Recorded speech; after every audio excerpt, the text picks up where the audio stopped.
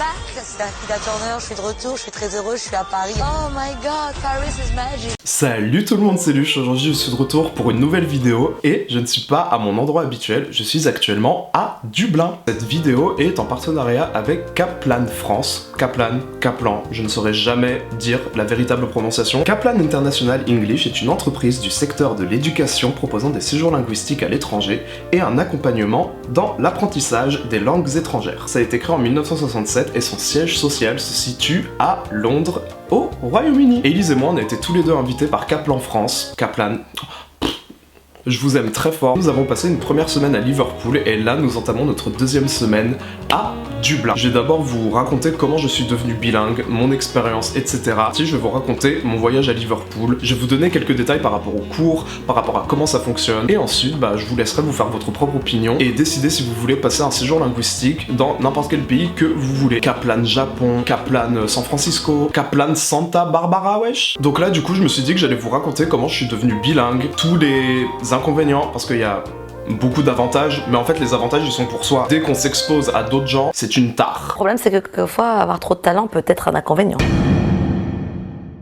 Alors premièrement, comment j'ai commencé à être bilingue? Déjà, on va faire une petite distinction. Je ne suis pas bilingue à proprement parler. C'est un terme que tout le monde utilise, mais apparemment il est incorrect. On ne peut être bilingue que si on a un parent natif. Je suis désolé, je vais pas m'amuser à faire « Non, mais moi je suis pas bilingue, je suis fluent ». Genre, qui dit ça? Comment est-ce que j'ai commencé à apprendre l'anglais? J'ai commencé à apprendre l'anglais quand j'étais en 6ème. J'avais regardé High School Musical 3, j'étais hyper fan d'High School Musical. Ça a tout simplement démarré parce que j'adorais les chansons, et comme je vous ai dit, j'ai toujours adoré chanter. Et à un moment, je me disais « Waouh, c'est trop bien, mais qu'est-ce que ça veut dire ?» J'avais fait ça aussi avec de l'espagnol, mais j'ai abandonné hyper vite. Je connaissais beaucoup plus de chansons en anglais que de chansons espagnoles, et au bout d'un moment, traduire en boucle des chansons de Shakira, enfin voilà quoi. Et après, je me suis dirigé vers tout ce qui était livres, séries, etc. Je me ramenais en cours avec des expressions que je connaissais pas, des chansons que j'avais extraites, et les profs, ils me regardaient tous trop mal. Mais qu'est-ce que tu veux faire? Tu es en 6ème, tu vas apprendre des trucs qu'on apprend en 3ème. Tout l'anglais que je connais, je ne l'ai pas appris en cours d'anglais. Faire chaque année présent, be, ing, voilà quoi. Donc comment ça s'est passé pour moi quand j'étais au collège? Déjà, quand t'es bilingue, il y a énormément de jalousie. J'ai jamais compris pourquoi, mais tous ceux qui savaient parler anglais un minimum mieux que d'autres, ils se faisaient shade tout le temps. Et le meilleur exemple que j'ai, c'est Pull and Bear. Pull and Bear, ça se dit Pull and Bear. Arrêtez à chaque fois de l'écrire de manière phonétique en vous foutant de notre gueule. Ces gens qui se foutent de votre gueule parce que vous savez parler mieux qu'eux, ils sont hyper contents quand ils sont avec vous dans les travaux de groupe. Ils te regardent comme ça.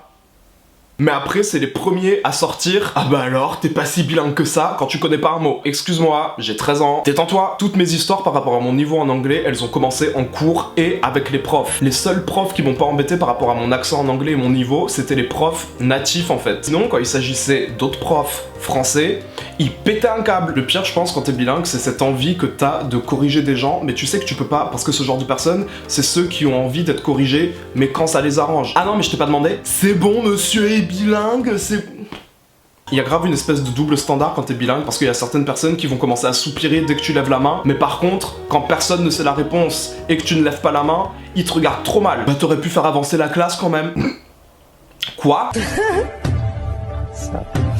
Je sais pas vous, mais moi il y avait certaines personnes qui limite voulaient absolument être avec moi dans les travaux de groupe parce qu'ils savaient qu'ils allaient avoir une bonne note, mais non, je voulais pas. J'ai commencé à vraiment avoir de bonnes moyennes en anglais à partir de la 3ème je pense, et à partir de là, ouais, j'avais toujours 18 de moyenne ou quelque chose. Waouh. Au lycée, quand j'étais en L, j'avais 4 matières d'anglais: anglais renforcé, section européenne anglais, littérature anglaise et anglais normal. Comment vous dire que j'étais grave content d'avoir mon bac, vraiment. Quand t'es bilingue, le pire c'est que ça te fait hyper mal quand il y a des gens qui utilisent des expressions qui sont pas appropriées. Genre moi par exemple, il y avait une meuf qui utilisait le mot you. T'es trop belle, you. Tu sais que you ça veut dire burk. Et aussi quand t'avais quelqu'un d'autre de bilingue dans ta classe, il y avait grave une compétition avec cette personne. C'était la personne qui allait avoir la meilleure note, c'était la personne qui allait sortir son meilleur accent à chaque fois qu'il fallait répondre. Et les seuls moments où tu pouvais vraiment bien t'entendre avec elle, c'est quand tu rigolais, quand il y avait des gens qui disaient des trucs mais totalement improbables. On s'était hyper bien entendu quand il y avait un mec qui avait sorti I haved. Mais sinon en dehors de ça, on se détestait, on pouvait pas se voir, c'était trop drôle. On va dire que je suis bilingue au point où je pense en anglais, ou des fois je rêve en anglais, je suis beaucoup sur les réseaux sociaux, etc.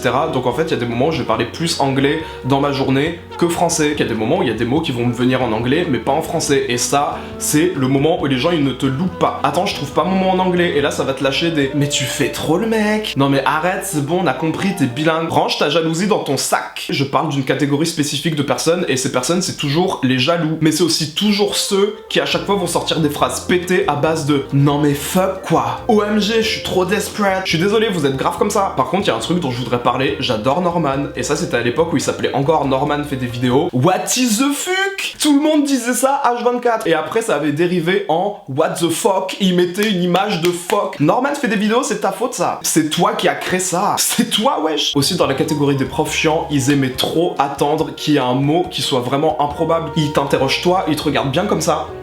Et là, évidemment, tu ne connais pas ce mot, tu ne connais pas le terme approprié, donc tu dis que tu ne sais pas. Et là, le prof, il va te regarder, il va faire... Ah bah monsieur le bilingue, il perd ses mots, hein. Il perd ses mots. Je vous déteste. Je vais vous faire une story time sur une prof folle que j'avais quand j'étais à l'internat. Alors l'internat, c'était une année hyper sombre pour moi. Genre c'était vraiment une année horrible. Et il y avait une prof qu'on va appeler Madame Suarez parce que en plus elle était prof d'anglais, mais elle avait un nom de famille espagnol. Là on est dans la catégorie des profs qui détestent les élèves qui parlent bien anglais dans leurs cours. Tous les trucs possibles qui me sont arrivés par rapport à ça, ça m'est arrivé là. Moi c'était une année où j'avais pas envie de parler à grand monde. J'étais sur le côté, je ne parlais à personne parce que j'avais pas envie. J'avais mes bonnes notes. Franchement je crois que j'étais dans les premiers de la classe ou quelque chose, même si j'avais 7 en maths. Il y a des profs qui sont hyper gentils avec leurs élèves, mais ils ont jamais été aussi intrusifs que cette personne. Cette prof m'avait vu comme une mission sociale. Elle me voyait comme un projet UNICEF. Elle était insupportable. Elle me lançait des pics en plein cours. Il y avait des moments où je me mettais au fond et je parlais pas. Et elle faisait ah bah encore Luc. Ah, c'est génial. C'est comme si elle m'avait fait ah bah mince, il est encore triste. Elle aurait grave été capable de faire ça. À la base, elle en avait rien à faire de moi, mais elle a fini par capter milieu du premier trimestre que j'avais un très bon niveau comparé aux autres de la classe. Et c'est à partir de ce moment-là qu'elle m'a calculé. Il y avait une espèce de rivalité entre nous. C'était limite devenu ma pote. Ah bah pas mal pour une prof d'anglais qui s'appelle Madame Suarez. Bye bye Sandra. Je vous jure, c'était allé à ce point-là. 1-1, c'est elle qui a commencé, ça ne marche pas. Mais là, si.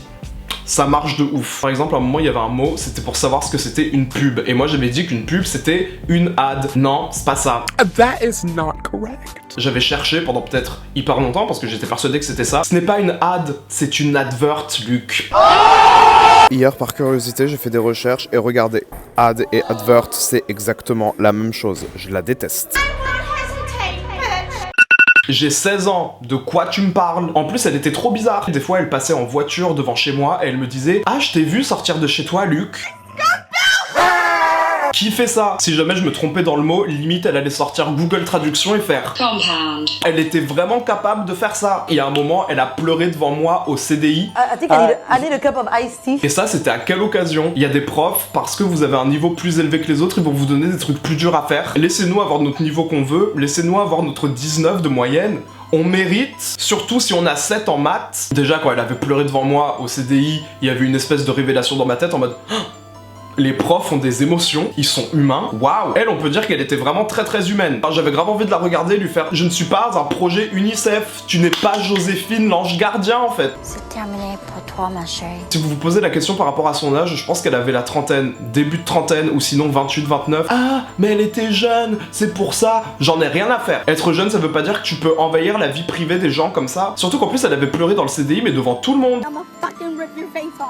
Un prof qui pleure, c'est comme quand un de tes parents pleure devant toi pour la première fois. Oh, ça marche. Toi aussi, tu pleures. On oublie souvent que nos parents et profs sont humains, mais n'oubliez pas, c'est très important, ils ont aussi des émotions. Petit moment, mon réalisateur, je suis désolé. Et le moment, je pense, où ma haine a pris en grade par rapport à cette personne, c'est le moment où elle m'avait donné 2 exposés à faire au lieu d'un seul. I am fucking fuming! Et en plus, elle avait fait exprès de me mettre avec la fille que je détestais le plus de la classe et qui avait le moins bon niveau. Cette go, pour vous dire, en physique-chimie, à un moment, elle m'avait regardé, elle avait fait « Ah, les soleils, c'est des étoiles. Je pensais que les soleils, c'était des planètes. » Exactement, ouais. T'es bien renseigné, toi. Du coup, elle ne faisait absolument rien, j'étais débordé de travail et j'ai fait 2 exposés qui étaient nuls et c'était mes pires notes que j'avais eu de l'année. Bon, après j'avais eu 14, tu vois. 15, c'est pas assez. Moi, je suis désolé, j'étais prêt à faire un mental breakdown si j'avais 14. Et donc là, elle avait donné des questions auxquelles des élèves devaient répondre. Toi, Luc, je vais te donner autre chose à faire. Encore toi qui me déteste, super. Mais elle m'a pas donné un truc normal. Elle m'a demandé d'écrire un essai, parce qu'à ses yeux, j'étais trop déprimé. Je la déteste. J'ai écrit mon meilleur truc, j'ai fait un truc hyper concis et j'ai fait que la shade pendant tout le truc. Je crois que je peux le retrouver. J'avais un blog skyrock.com et j'avais publié la version française de ce texte. La problématique qu'elle m'avait donnée, c'était le plus grand cadeau au monde est d'aimer et d'être aimé en retour. Quelle est ton opinion? J'ai commencé mon truc par je ne pense pas que le plus grand cadeau au monde soit d'être aimé. Pour être honnête, je pense même que ce dicton est l'un des plus stupides que j'ai jamais eu à lire. Le plus grand cadeau à mes yeux est d'être capable d'aimer, tout simplement, sans espérer quoi que ce soit en retour. Espérer quelque chose en retour est une forme d'égoïsme. Pour moi, aimer me permet de m'aimer moi-même. Avant de recevoir de l'amour, ne faut-il pas pouvoir se contenter de l'amour que l'on peut d'abord se donner ? Qu'en pensez-vous? Voilà, cette grosse conne. L'histoire est que, en tant que bilingue français-anglais, je suis classé au-dessus des autres dans ma classe, donc au lieu d'avoir un essai à rendre sur le présent simple, j'ai dû faire ça à la place, car ma prof pense que je suis égocentrique, égoïste, que je recherche l'attention des autres, bref. Oh, ça allait hyper loin, elle m'avait dit ça, à un moment je m'étais mis au fond de la classe, j'avais parlé à personne, j'avais levé la main juste pour faire mes trucs. Tu recherches vraiment l'attention des autres, je trouve que tu es vraiment très très égoïste. Can I please get a waffle? Elle était malade. Je ne vais pas faire de commentaires là-dessus au risque d'être très impoli. Chapeau, chapeau. Moi je trouve que c'est bien écrit. C'est sérieux au moins. Les mots employés, la tournure des phrases, ça a dû bien lui clouer le bec à ta prof. Trop content. Am I right? Je venais d'aller au CDI, je venais d'imprimer mon truc, et du coup, bah, je l'ai vu, et je lui ai donné. Et là, elle a commencé à pleurer. Mais t'es vraiment une bouffonne, toi, en fait. Mais tu comprends pas que j'ai envie de t'aider, tu comprends pas que j'ai envie d'être là pour toi, mais j'étais là, mais wesh. Do I look like I give a fuck? Because I don't. Je ne t'ai rien demandé, prof. Suarez, je ne t'ai rien demandé. Et donc voilà, fin de cette petite story time par rapport à cette prof qui était totalement folle. Elle était très très humaine, cette prof. C'est le cas de le dire. Bitch. Un autre truc qui me saoule par rapport aux profs, c'est qu'ils ne supportent pas qu'on emploie l'anglais américain. Je suis désolé, tout le monde comprend et tout le monde ne vit pas à Cambridge University. Pour revenir à comment j'ai appris l'anglais en premier lieu, je vais pas vous mentir, 80% de l'anglais que j'ai appris, c'est les séries, les livres et les réseaux sociaux surtout. Quand il s'agit de s'exprimer directement, on va toujours avoir tendance à chercher nos mots et justement à plus penser qu'à ne parler, et c'est pour ça qu'on va galérer. Moi, c'est comme ça que j'ai appris l'anglais en tout cas. Et donc pas du tout avec l'anglais en cours, je le répète, faire présent B-I-N-G chaque année pendant 3 mois. Non, je m'ennuie. Comment ça, tu t'ennuies? Mais je m'ennuie, j'en ai marre. Ok, après, est-ce que je sais tout? Est-ce que je vais remettre en question l'éducation nationale? Je ne pense pas, parce que je ne suis personne. Quand même, je n'irai pas jusque-là. Par rapport à la fac, j'ai fait une première année d'anglais-espagnol en LEA. Ils nous disaient qu'il fallait avoir un niveau B2 à peu près pour rentrer. On faisait le présent simple. Le premier jour, je me suis assis et il y a une go qui m'a parlé. Excuse-moi, est-ce que glace c'est ice cream? Pas longtemps après, elle a sorti I haved. Je me suis plus posé de questions, j'ai su qui elle était. À partir du moment où tu sais bien parler anglais, c'est comme quand tu t'y connais un minimum en informatique. Tout le monde va te voir toi. J'ai dû faire les devoirs des gens, j'ai dû leur traduire des trucs. À la base, je fais ça pour ma mère, genre c'est tout. Surtout qu'en plus, le pire dans cette catégorie de gens, c'est ceux qui vont rire quand on va utiliser le verbe bite en anglais. Je vais vous laisser deviner pourquoi par rapport à la prononciation en français. Après, sinon, dans la catégorie des gens qui pensent savoir parler anglais mais qui sont hyper gênants, c'est ceux qui ont un vocabulaire basé sur des sites très spéciaux. Spéciaux.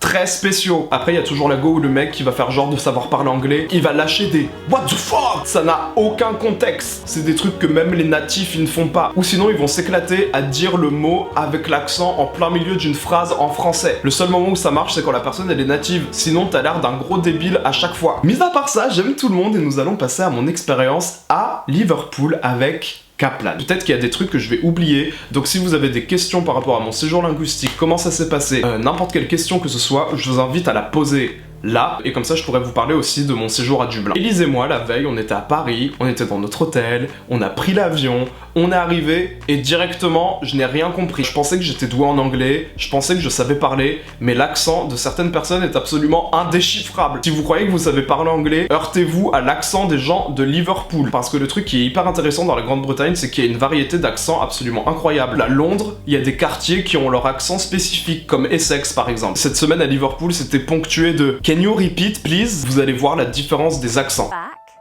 Bach. Look at him. Look at him. That looks like a fake bake. That looks like a fake bake. Limite l'accent indien, je le comprenais mieux. Avec Elise, vu qu'on fait des vidéos tous les deux pour Kaplan, on survit. Liverpool, tu connais. On était dans l'idée de faire des vidéos qui se complètent, et sachez qu'elle, elle a fait un vlog de toute notre semaine. Donc si vous voulez voir de manière hyper détaillée ce qu'on a fait, je vous invite à voir sa vidéo à elle, qui sera dans le Petit i, par rapport à mon niveau en cours, bah directement j'ai eu le niveau le plus avancé, Elise était dans le niveau intermédiaire, et pour être tout à fait honnête avec vous, bah c'était quand même vachement intéressant. Sinon j'en parlerai plus dans ma prochaine vidéo où je détaillerai mon voyage à Dublin. Sachez que je galère encore plus par rapport à l'accent des Irlandais. Elise et moi, pour connaître notre niveau, on a passé un test sur place par écrit, mais si vous voulez connaître votre niveau par curiosité ou pour savoir ce qui vous attend si vous faites un séjour linguistique avec Kaplan, je vous invite à passer un test en ligne qui prend 10 minutes et vous pourrez connaître votre niveau et ça pourra vous aider à vous faire une assez grande estimation de comment ça se passe. J'avais une prof super, les effectifs dans les classes de Kaplan, je crois que j'ai jonglé entre les deux prononciations pendant toute la vidéo, c'est des effectifs assez restreints, genre je crois que moi on était à peu près 10, on étudiait des documents, on étudiait des textes, ça nous faisait vraiment réfléchir en fait. Enfin moi après j'adore l'école, donc j'étais vraiment content d'aller à un cours.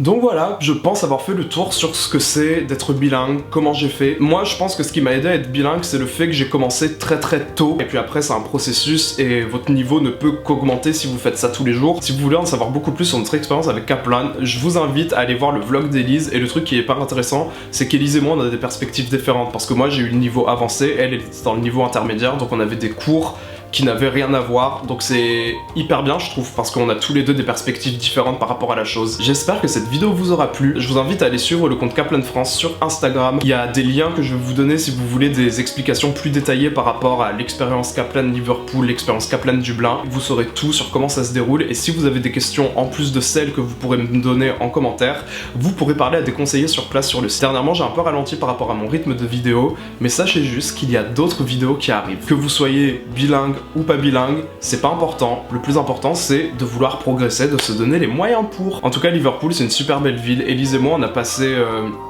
une semaine ouf. Bye bye.